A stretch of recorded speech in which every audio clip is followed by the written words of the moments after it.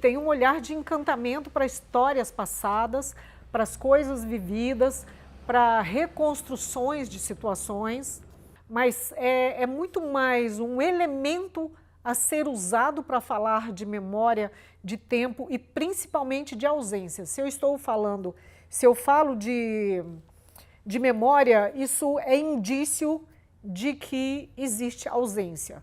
E tem um termo que eu acho fundamental para o meu trabalho, em vários momentos ele esteve bastante presente, muito claro, que é a presença da ausência. Eu sempre, quando falo do meu trabalho, eu uso esse termo.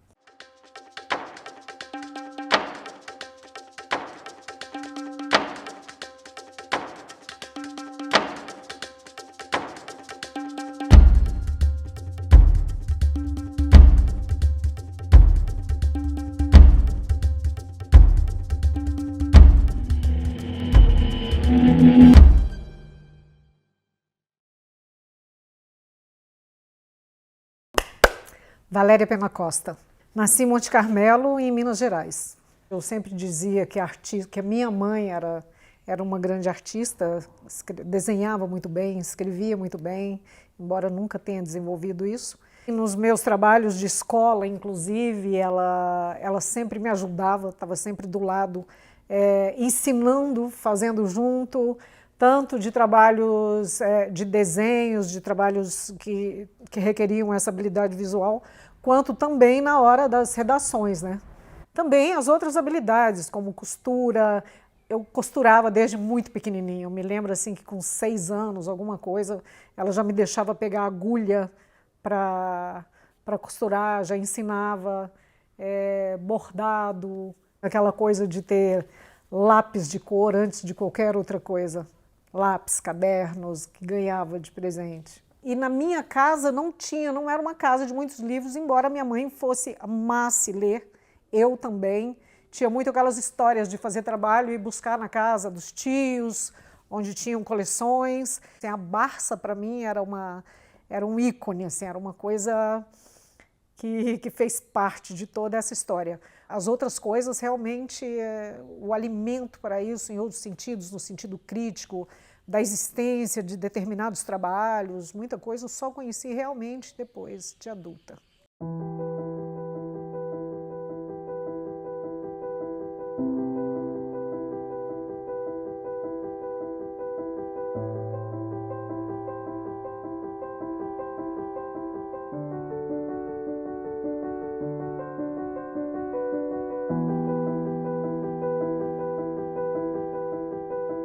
Depois eu estudei no colégio de freiras e a nossa aula de artes era mais ou menos isso também, era às vezes um desenho, alguma coisa assim, mas muitas vezes a gente estava bordando.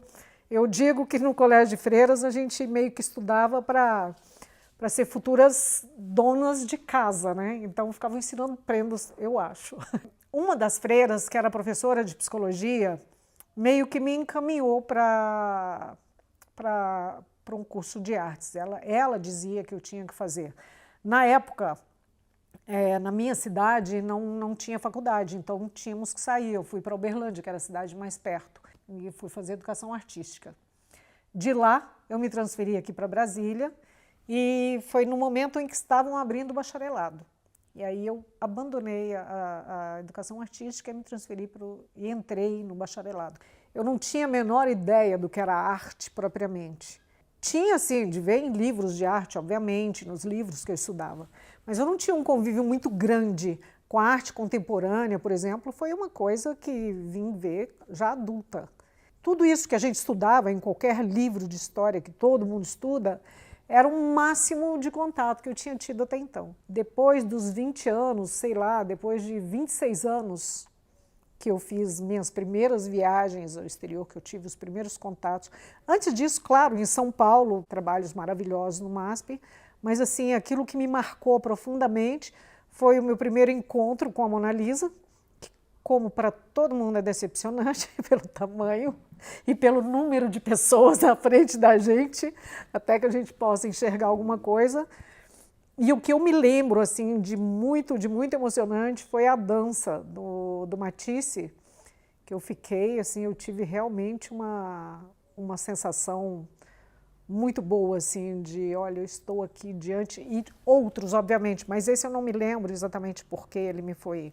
Me lembro de alguns trabalhos do Chagall também, que me encantavam profundamente.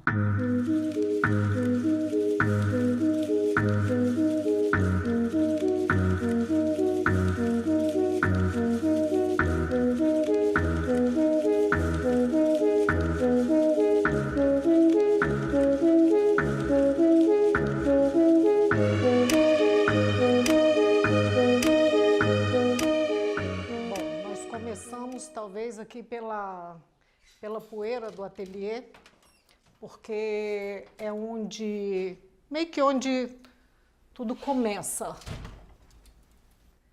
Eu tenho um projeto aqui no ateliê, que acontece aqui, que é o projeto Fuga. Esse projeto surgiu de uma proposta que eu fiz para um galerista, para que a gente transformasse, para que eu trouxesse o próprio espaço como objeto da exposição, como também uma grande instalação. E tudo isso aconteceu porque esse ateliê estava fechado, passou um tempo fechado, e ele estava com claros sinais de decomposição. Um dia que eu vim aqui e notei que ele estava tomado de insetos mortos, de rachaduras que eu não tinha visto. Foi nesse momento que eu pensei em transformar o espaço, que aquilo já era uma obra. Mas na ideia de trazer pessoas para conviverem com insetos mortos, seria algo meio pesado, a meu ver. Então eu resolvi coletar tudo que tinha de indícios.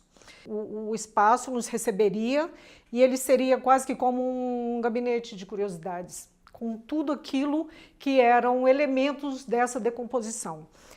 Isso aqui tudo são coletas de poeira, do pó, da varrição diária, que eu passei a fazer até então.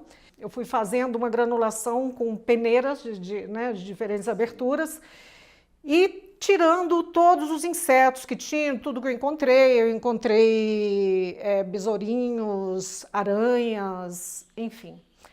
Dos insetos maiores, daquilo que já não estava totalmente fragmentado, eu fiz uma mesa de natureza morta. E isso aqui, para mim, acabou me dando uma ideia. Enquanto eu fazia, eu ia pensando que, como isso aqui é aquela ideia da ampulheta, eu até tenho algumas ampulhetas aqui, a ideia do tempo, da areia da ampulheta que se deposita no chão, ou seja, na parte de baixo, seria o nosso ambiente. Essa poeira representaria bem aquela contagem do tempo. Quando eu vejo as coisas empoeiradas, deixou de ser aquele incômodo para ser mesmo um objeto de interesse, material de trabalho. Como as trazas, como os insetinhos mortos, né, coisas que antes realmente eu tinha pavor, e ali tá tudo disposto.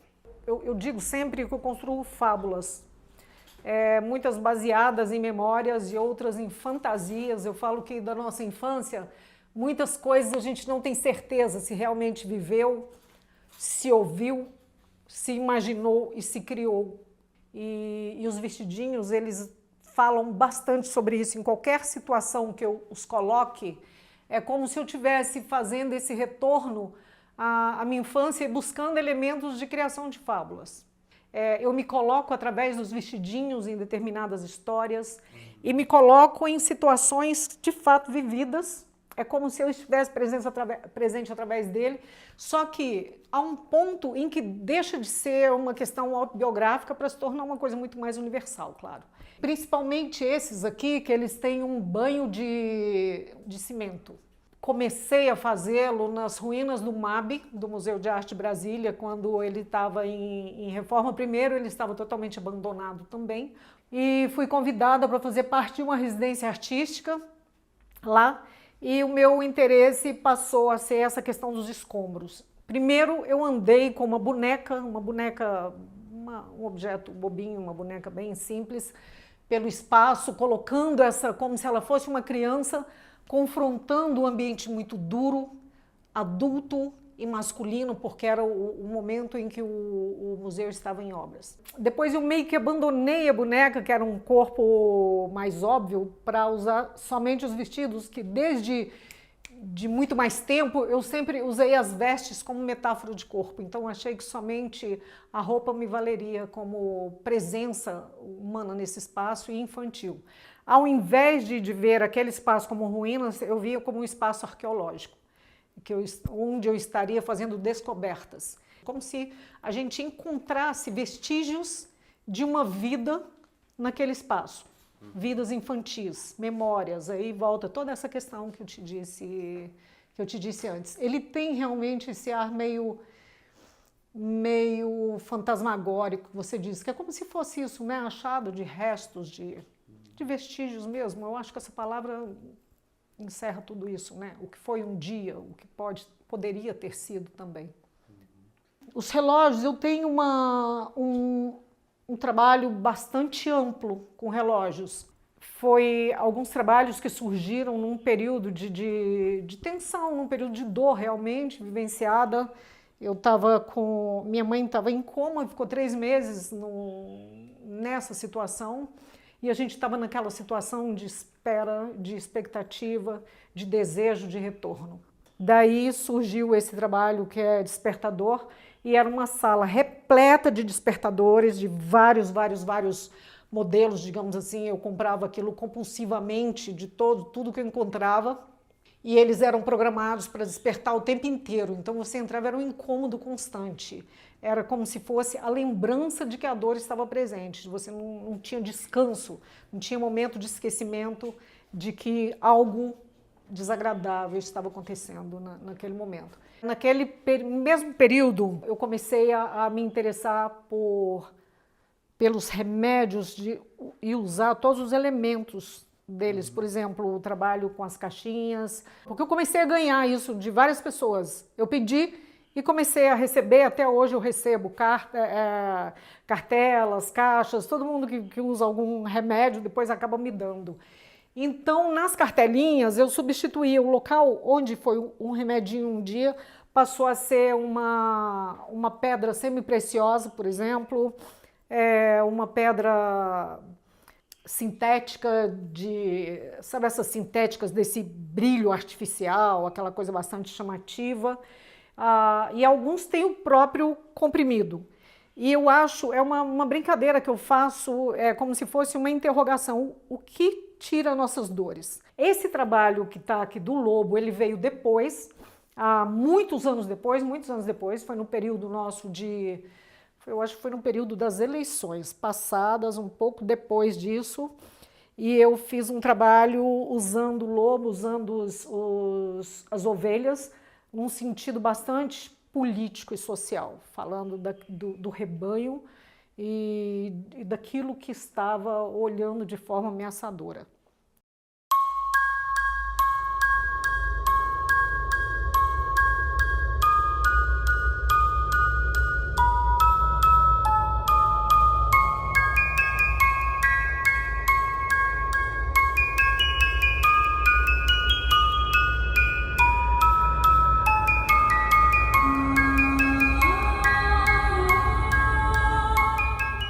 Eu sempre tive um desejo de me aprofundar naquilo que me incomodava. Me aprofundar para quebrar um pouco das barreiras do medo, do incômodo, do pavor. Por exemplo, a morte. Eu nunca tive nenhum encantamento por essa situação, mas acontece uma coisa quase que naturalmente, de você trabalhar aquilo que é um incômodo, porque eu acho que ali mora uma força muito grande, tem uma energia contida naquilo que pode trazer algo de muito interessante. Eu já tive situações de fobia por alguns bichos, fobia por cobra. Uma das saídas que eu vi foi estudar as cobras, para que assim eu as respeitasse. Eu estava numa viagem no Pantanal e um guia que vivia num hotel fazenda criava uma cobra. Eu estava muito disposta a acabar com esse sofrimento, né? Eu pedi para ele se podia pegar. Aí ele trouxe, eu peguei, a cobra enrolou no meu braço, eu mostrei para os meus filhos, deixei eles passarem a mão. E essa foi uma forma, eu acho que a forma de conhecer algo nos faz ter um respeito maior. Então eu tive muito disso mesmo, de trabalhar com aqueles insetos que estão na mesa, por exemplo. As aves que eu tenho aqui são passarinhos que foram recolhidos de situações. Alguns, por exemplo, eu comecei com passarinhos que os gatos me traziam mortos. E assim, depois de um intenso sofrimento, com aqueles presentes que eu detestava receber, eu resolvi transformá-los em arte. Eram muitos gatos, portanto, houve um momento em que, até que eles se acostumassem, eles pararam, felizmente eles pararam com isso, mas então eu achei que eu podia dar uma finalidade a eles, onde eu meio que honrasse aquela vidazinha que estava sendo oferecida. Nesses que estão emoldurados, eu usei algumas joias de prata que eu mesma estava fazendo durante uma época, e eu pego esses corpinhos que estavam também naquela decomposição natural. Depois eu vim a conhecer o processo de taxidermia e trabalhei alguns bichinhos num processo mais elaborado. Mas até então eu tenho vários que ficaram se decompondo naturalmente e com um aspecto extremamente feio. Tem pessoas que não gostam nem de chegar perto desse trabalho, confesso. Nessa mesa são todos elementos que eu encontrei aqui naquele período que eu cito ali atrás, de ambiente fechado. Então eu achei esse lagarto que já estava seco. Por causa de eu fiquei alguns meses, embora eu more na frente do ateliê, eu estava bastante envolvida com o trabalho lá em casa e não atravessei a rua para entrar no meu ateliê. E realmente ficou nesse estado. E aí eu comecei a encontrar todos esses elementozinhos. Isso é um sapo. Ó, esse sapo, provavelmente, tinha um objeto aqui em cima dele, como se ele tivesse sido esmagado. Eu não sei que situação, se ele mesmo derrubou esse objeto em cima dele.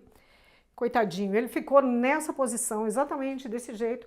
Aí vem a tal história que eu faço que eu utilizo essa palavra brincadeira, que nem é, de dourar essas situações que são aparentemente trágicas, até para quebrar um pouquinho, sabe, esse peso, para dar um pouquinho mais de leveza, uma falsa nobreza, porque eu utilizo bastante isso no meu trabalho.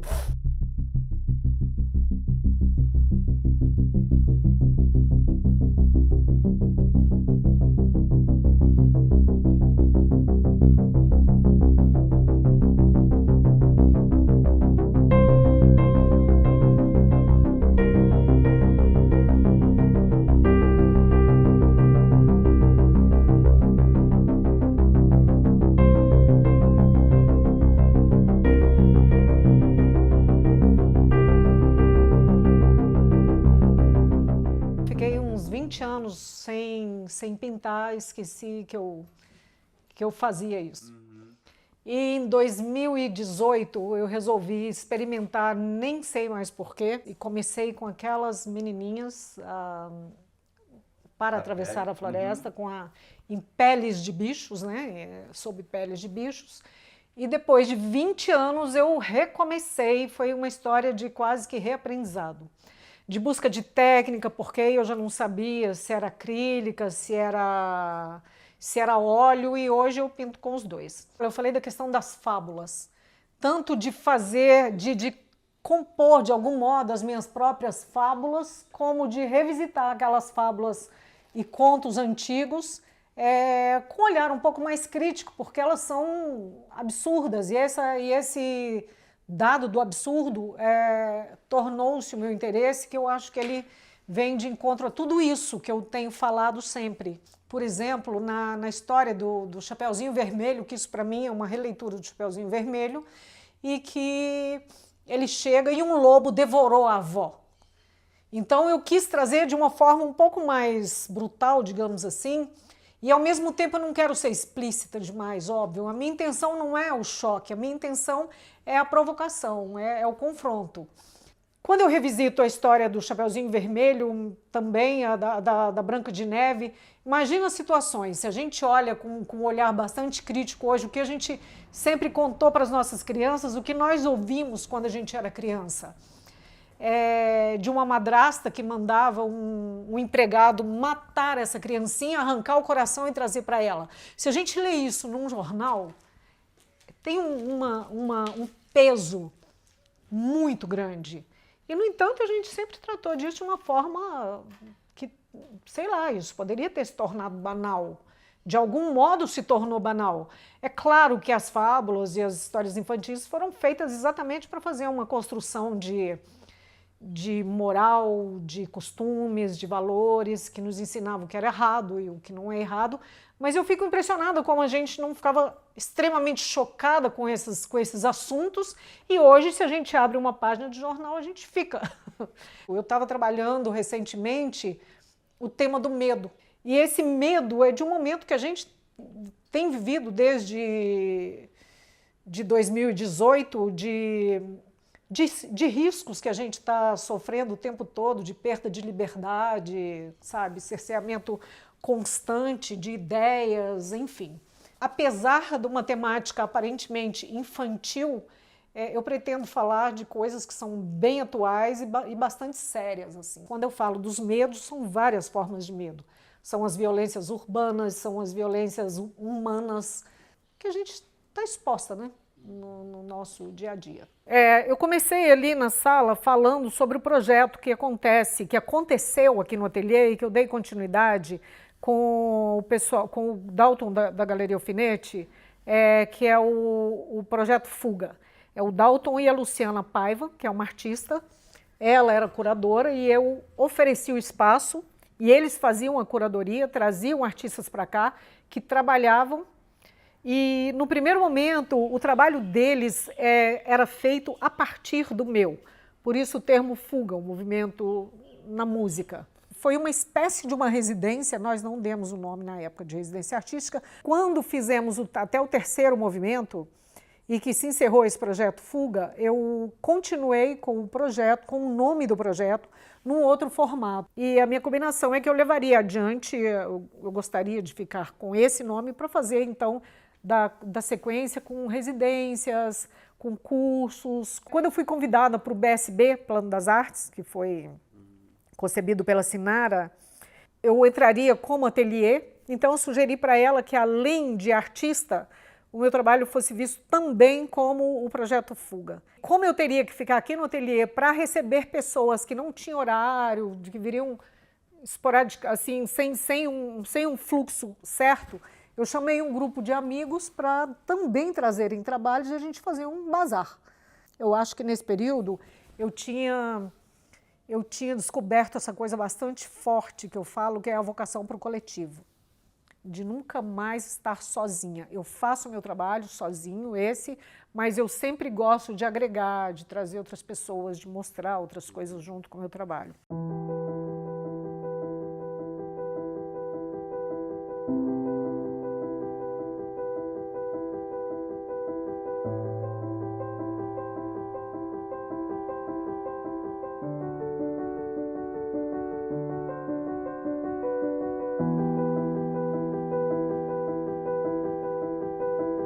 Eu diria para você que eu pinto todos os dias, tem raros os dias que eu não pinto, tem dias que eu não posso, obviamente, mas assim, quanto eu posso, eu estou aqui, passo o dia aqui, trabalhando mesmo, quase assim, é como uma rotina de trabalho.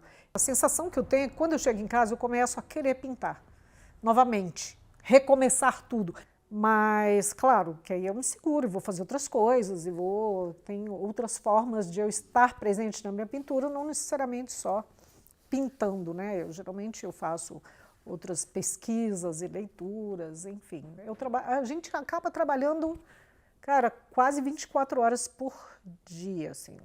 A presença da ausência ficou muito clara para mim naquele momento da perda, onde vários trabalhos surgiram, que é aquela questão da minha mãe, que eu disse, que ela permaneceu um período em coma, e como ela já não estava mais tão presente, a sensação que dá é que tudo aquilo que você está perdendo, tudo aquilo que está ameaçando de ir embora, cara, fica muito mais presente na vida da gente. É uma coisa muito estranha isso. Sei lá, eu tenho até uma espécie de uma gratidão por ter essa possibilidade de lidar dessa forma com as coisas. Não te digo que eu consigo isso com tudo.